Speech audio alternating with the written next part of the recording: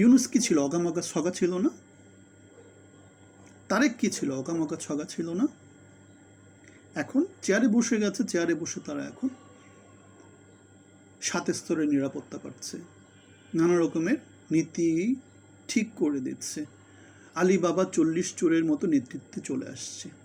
তাহলে তারেক রহমানের ভীতি কেন? কারণ তিনি সঠিক নেতৃত্বকে মূল্যায়ন করছেন না। তিনি বাংলাদেশের জন্য অবিসংবাদিত নেতা হতে পারছেন না।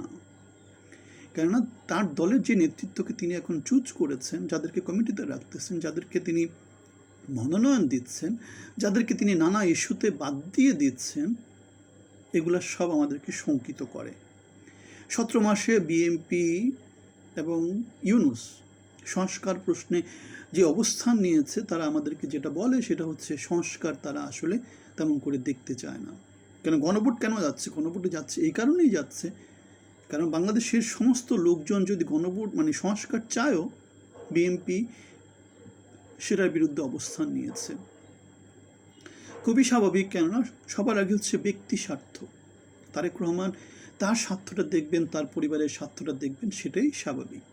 এখন তিনি চাইবেন যে তিনি আমৃত্যু বাংলাদেশের প্রধানমন্ত্রী থাকবেন, প্রেসিডেন্ট থাকবেন, তিনি আমৃত্যু দলের প্রধান থাকবেন, জিয়া পরিবার প্রধান থাকবে।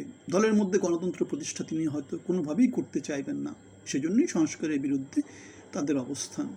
বাংলাদেশের সঠিক যোগ্য নেতৃত্ব উঠে আসুক, সেটা তিনি চাননি, সেজন্যই সংস্কারের বিরুদ্ধে তাদের অবস্থান।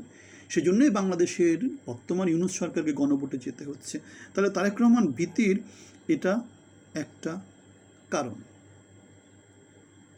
আমরা হলফনামা দেখেছি, আমরা তারেক রহমান বলেছিল তার দেশে আসাটা তার একার ইচ্ছার উপর ডিপেন্ড করছে না।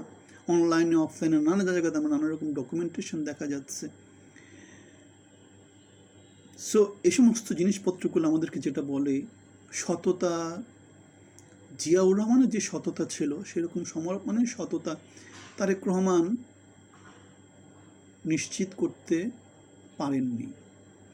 তিনি বিএনপির গত সরকারে 2001 এবং 2006 যে সময়টা ছিল, সেই সময়টা হয়তো তাকে নিয়ে অনেক কিছু প্রথম আলো এবং ডেইলি স্টার প্রকাশ করে।